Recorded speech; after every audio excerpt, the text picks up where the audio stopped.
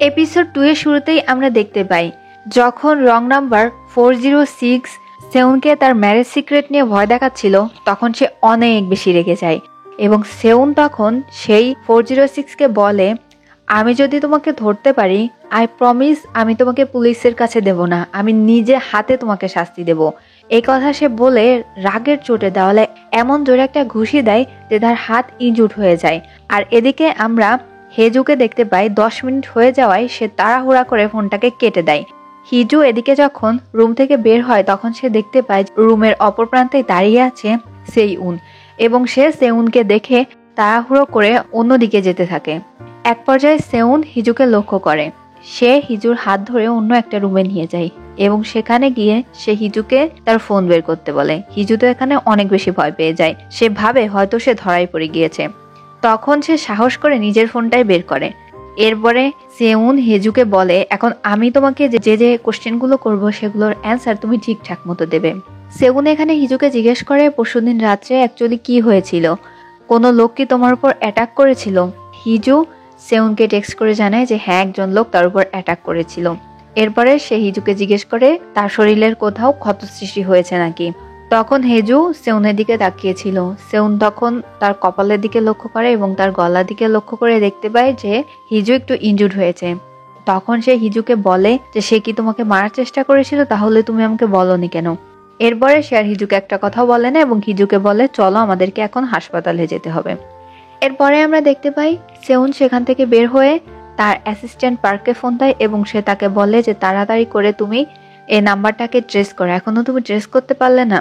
অপরদিকে আমরা দেখতে পাই হিজু হাসপাতাল থেকে বাসায় আসে এবং সে যখন 406 ও সেউনের কথাগুলোর রেকর্ডিং শুনছিল তখন তার অনেক বেশি হাসি পাচ্ছিল, কারণ সেউনের কথা শুনেই বোঝা যাচ্ছিল যে সেউন অনেক বেশি ঘাবড়ে গিয়েছে। সে এই জিনিসটা নিয়ে হাসাহাসি করছিল নিজের মনে। হিজু এখানে সেউনের আসার শব্দ পেয়ে সে তাড়াতাড়ি করে সেই ফোনটাকে তার ব্যাগের ভিতর লুকিয়ে নেয়। আর এদিকে আমরা দেখতে পাই সেউন এসে তার ওই ব্যাগটা ধরতে যায়, হিজু সরিয়ে নেয়। সেউন তখন বলে যে তোমার কারের চাবিটা দাও। হিজু কারের চাবিটা বের করে দিলে সেউন তাড়াতাড়ি করে কারে যায় এবং কারের ভিতরে প্রবেশ করে সে সকল কিছু নিজের চোখে দেখতে থাকে যে অ্যাকচুয়ালি কি হয়েছিল। তাদের গাড়িতে একটা ক্যামেরা লাগানো ছিল। সেউন তখন সেই ক্যামেরাটা অন করে।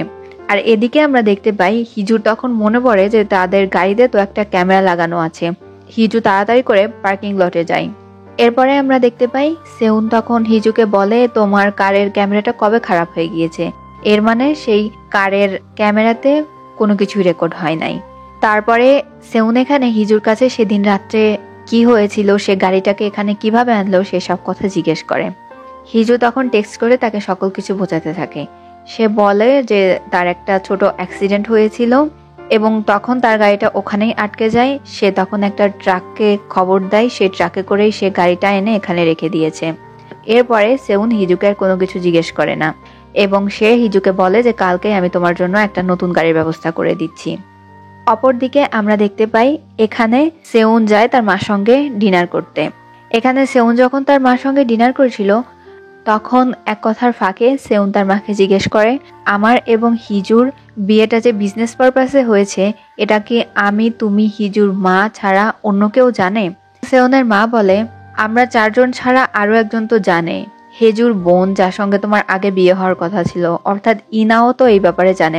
এরপরে সেউনের মা সেউনকে বলে যে ইলেকশন সামনেই আছে, সো তোমাকে আরো কেয়ারফুলি কাজ করতে হবে এবং এনিমিদের প্রতিটা পদক্ষেপ তোমাকে নিজেই হ্যান্ডেল করতে হবে।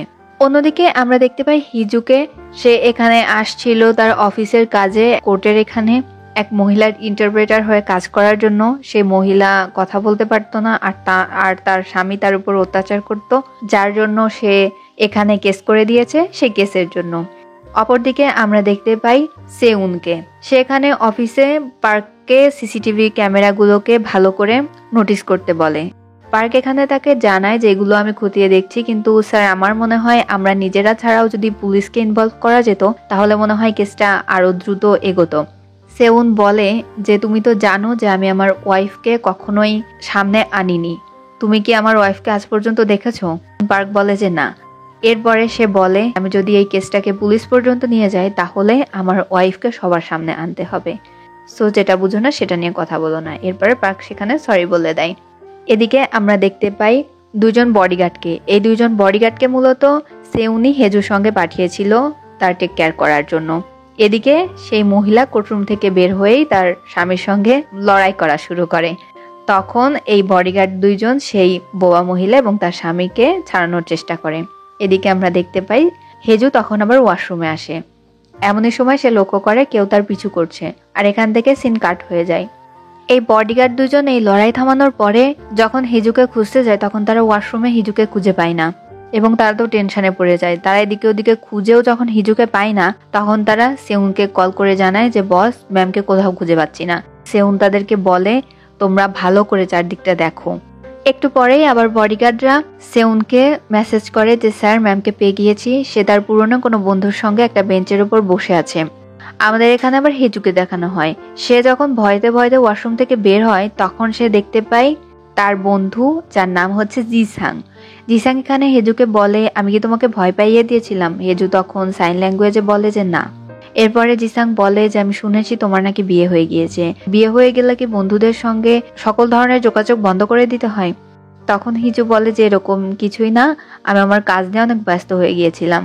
এরপরে জিসাং বলে যে হ্যাঁ, আমি তোমাকে সেখান থেকেই তো দেখলাম, আমি তোমাকে নিউজে দেখলাম যে তুমি সাইন ল্যাঙ্গুয়েজে নিউজ অ্যাঙ্কারের কাজ করো, সেখান থেকেই আমি তোমার অনেক কষ্ট করে ঠিকানা বের করে আজ তোমার সামনে এসে বসেছি। এরপরে এইসব কথা বলে সে হেজুর কাছে নাম্বার চায়, তারপরে নিজের নাম্বারটা হেজুকে দেয়। এখানে আবার সেই বডিগার্ডরা হেজুর সঙ্গে সেই ফ্রেন্ডের ছবি তুলে সেউনকে সেন্ড করে এবং বলে যে এই লোকটা হচ্ছে হেজু ম্যামের ফ্রেন্ড। আর তখন সেউন হেজুর চেহারার দিকে লক্ষ্য করে, দেখে যে হেজু হাসছে। তখন বলে যে এই ছেলেটা কে? হিজু এতটা বেশি খুশি রয়েছে এবং তার একটু জেলাস বোধ হতে থাকে। এরপরে সে বডিগার্ডদেরকে বলে যে আমি কি তোমাদেরকে ছবি দিতে বলেছি? তোমরা আমাকে বর্ণনা করে বললেই হবে। এই বডিগার্ডটা বলে যে এত হ্যান্ডসাম একটা ছেলে, এর বর্ণনা কিভাবে দেব? এর বর্ণনা কি দিব যে একটা লোকের সঙ্গে কথা বলছে যার দুটো চোখ আছে, একটা নাক আছে, একটা মুখ আছে? স্যারের কাহিনী কিছুই বুঝি না। এখানে আমরা দেখতে পাই জিসাং হিজুকে নিজের পার্সোনাল কার্ডটা দেয় এবং বলে যে ফিউচারে অবশ্যই আমাদের আবার দেখা হবে। এদিকে আমরা সেউনকে দেখতে পাই, সে এখানে বলে মিটিংয়ে যে আমাদের কি অফিসে নতুন কোনো একটা পজিশন করা যায় না যেখানে সাইন ল্যাঙ্গুয়েজ ব্যবহার করে কথা বলে, তাদের জন্য কোনো একজন লোক হায়ার করতে। তখন এখানে তার এক এমপ্লয়ি বলে যে হ্যাঁ হ্যাঁ, এই নতুন একটা পজিশন এখানে আমাদের ক্রিয়েট হবে নতুন প্রজেক্টে। সে এখানে মনে মনে ভাবে যে এবার সে হেজুকে তার কোম্পানিতেই একটা জব অফার করবে। অপরদিকে আমরা হেজুকে দেখতে পাই, সে বাসায় যাওয়ার পরে হিজুর মাও বাসাতে আসে। এখানে সে কিছু নটি নটি ড্রেস নিয়ে আসছিল এবং সে বলে তুমি তো একটা ডাম, তুমি তো কিছুই পারো না, এটা তুমি পরে সুন্দর করে সাজুগুজু করে সেউনের কাছে যাবে যাতে তুমি তাড়াতাড়ি মা হতে পারো। তোমাকে কতদিন ধরে বেবি নিতে বলা হচ্ছে, তুমি কথায় কানে নিচ্ছ না। এরপরে আমরা দেখতে পাই রাত 10টা বেজে যায়। প্রতিদিন সেই 406 থেকে রাত 10টার সময় কল আসে। সেউন তার ফোন হাতে করেই বসেছিল। এক পর্যায়ে সেই 406 থেকে কল আসে। সেউন তখন বলে যে তোমার সমস্যাটা কি? তুমি কি মনে করেছো তুমি আমাকে ভয় দেখালেই আমি ভয় পেয়ে যাব? এক পর্যায়ে সেই 406টা নটি নটি ছবি ক্লিক করে এবং সেটা সেউনকে সেন্ড করে। সেউন এই ছবিটা দেখে বলে যে এটা কি? সেউন বলে তোমার কি মাথা খারাপ হয়ে গিয়েছে? সেই 406 বলে যে এটা তোমার ওয়াইফের ছবি, তাহলে ভাবো যে আমার কানেকশন কত দূর পর্যন্ত আর আমি কোথায় কোথায় যেতে পারি। তখন সেউন বলে এটা আমার ওয়াইফ না, তুমি যা বলবো আমি কি তাই বিশ্বাস করে নেব? তখন 406 বলে যে আমার মাথা খারাপ হয়নি, তুমি তোমার বউকে চিনো না? তোমাদের 3 বছর বিয়ে হয়েছে, তুমি কি এই 3 বছরে একবারও তোমার বউকে টাচ করো নাই? মানে কি, তুমি কেমন হাজবেন্ড? এসব কথা সে সেউনকে বলতে থাকে। সেউনেরও তখন অনেক বেশি রাগ হতে থাকে। লাস্টে 406 বলে, অর্থাৎ হিজুয়ের পাশ থেকে বলে, শুনো, এটা যে তোমার বউ তাতে তোমার সন্দেহ থাকলেও আমার কোনো সন্দেহ নেই, কারণ এটাই তোমার বউ আর তোমার বউকে কিন্তু অনেক বেশি সুন্দর লাগছে। তোমার যদি কোনো সন্দেহ থাকে যে এটা তোমার বউ না, এটা তোমার বউয়ের থাই না, তাহলে তুমি এখনই বাসায় যাও এবং বাসায় গিয়ে তোমার বউয়ের থাই চেক করো যে তোমার বউয়ের থাইতে কোনো মোল আছে কিনা। তখন সেউন অনেক বেশি রাগ করে। 406 বলে তোমার এখন উচিত বাসায় গিয়ে তোমার নিজের বউকে চেক করা। এই বলে সে ফোন কেটে দেয়। এই কথা বলার পরে তখন হিজু আবার নিজেই ভাবে আমি এটা কি বললাম, ছি, এরকমটা আমি বলতে পারলাম। আমরা এখানে সেউনকে দেখতে পাই, সে তার এমপ্লয়ীদের কাছে আসে এবং জিজ্ঞেস করে ট্রেস করতে পেরেছো নাকি। তার এমপ্লয়িরা বলে যে লোকেশন তো আপনার বাসার আশেপাশেই দেখাচ্ছে। অপরদিকে আমরা দেখতে পাই হিজুকে। সে একটা নটি পিকচার নিতে গিয়ে কত স্ট্রাগল করে। সে এখানে বসে বসে ভাবে যে একে তো এই নটি পিকচারটা নিতে গিয়ে আমাকে এত স্ট্রাগল করা লাগছে, এরপরে আমি আবার সেউনকে এই কথাটা বলছি। সেউন যদি এখন সত্যি সত্যি বাসায় এসে চেক করে দেখতে চায় তাহলে কি হবে। এরপরে হিজু নিজেকে নিজে বলে যে এরকম কিছুই হবে না। সে ফ্রেশ হয়ে বেডে ঘুমাতে চলে যায়। এখানে হিজুর ঘুম আসছিল না, তারপরেও হিজু ঘুমানোর চেষ্টা করছিল। এক পর্যায়ে দেখে যে সেউন তার রুমে এসেছে। হিজু নিজেও অবাক হয়ে যায়। এর আগে কোনোদিন সেউন তার রুমের দরজা নক করে ঘরের ভিতরে প্রবেশ করে নাই। সেউন এখানে আসে এবং তার গার উপর থেকে ব্ল্যাঙ্কেট টেনে সরানোর চেষ্টা করে। হিজু জোর করে ব্ল্যাঙ্কেটটাকে ধরে রেখেছিল। সেউন যখন অনেক জোরে টান দেয় তখন সেউন হেজুর গায়ের উপরে পড়ে যায় এবং তখন সেউন হেজুকে কিছু না বলে যে ঘুমিয়ে পড়ে। এই কথা বলে সে এখান থেকে উঠে চলে যায়। এবার সেউন যখন ডাইনিং রুমে যায় তখন সে খাবার টেবিলের দিকে লক্ষ্য করে এবং তখন তার 3 বছর আগের ফ্ল্যাশব্যাকের কথা মনে পড়ে। যখন হেজু এবং সেউনের নতুন বিয়ে হয়েছিল, হেজু তখন সেউনের জন্য অনেক ধরনের ডিশেস রান্না করে বসেছিল। সেউন খাবার খায় এবং সেউন হেজুকে বলে আর কিছু করতে হবে আমাকে।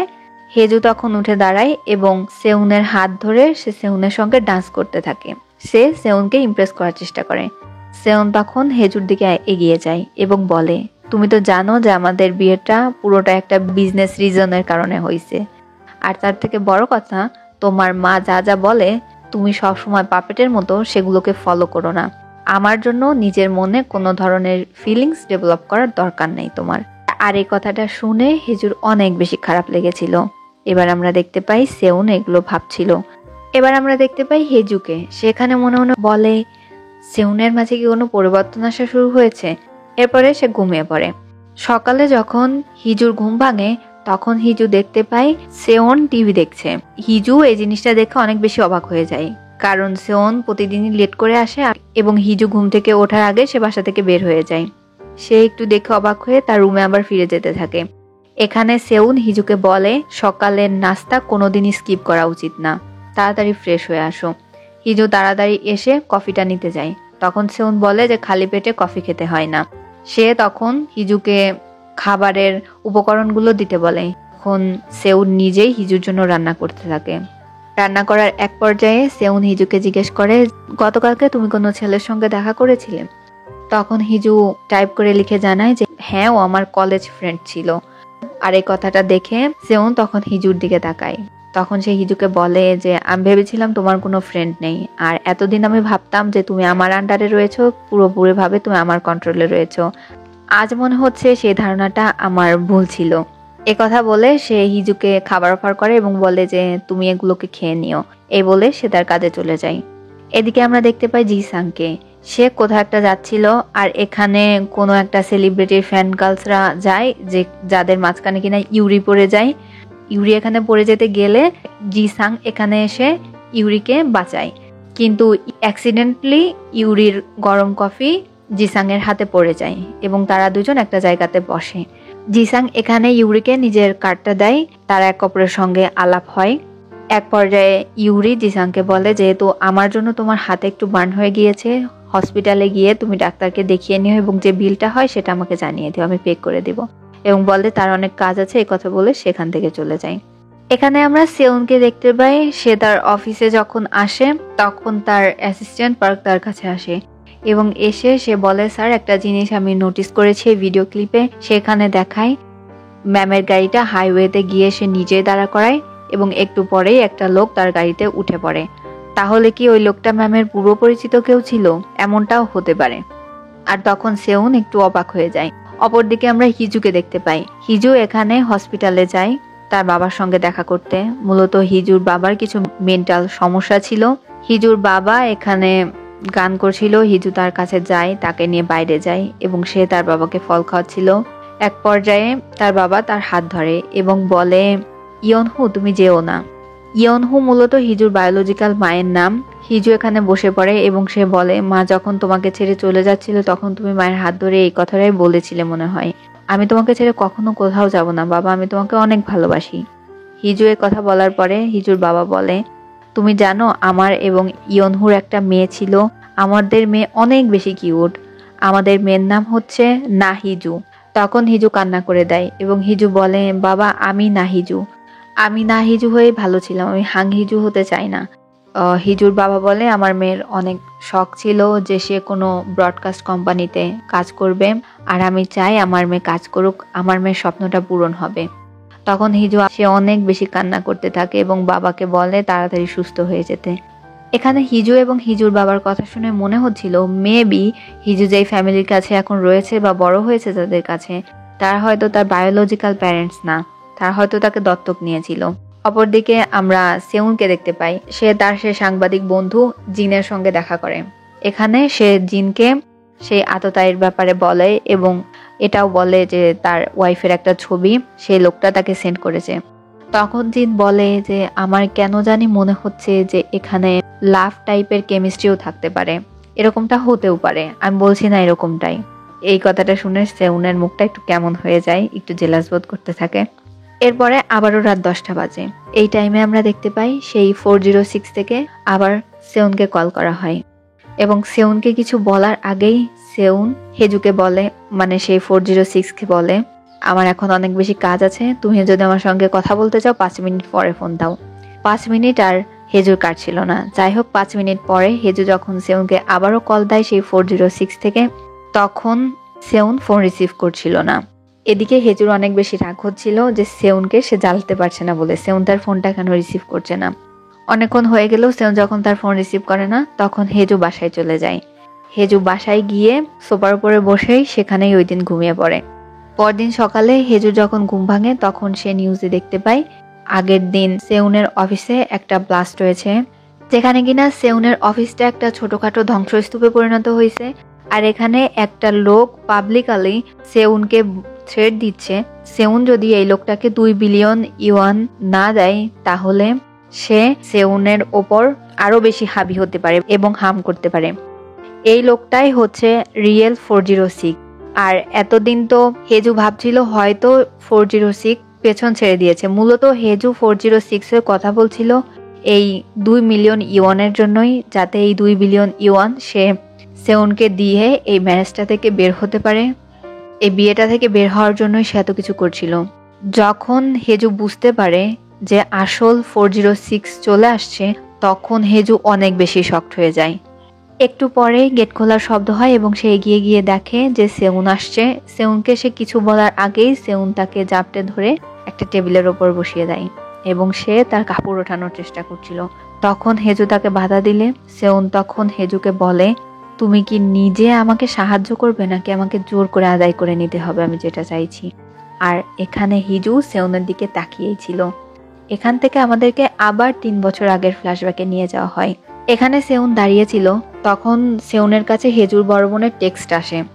ইনা এখানে সেউনকে জানায়, কালকে আমাদের বিয়ে, তুমি কি বিয়েটা ভাঙার বন্দোবস্ত করেছো নাকি কালকে আমাকেই কিছু করতে হবে।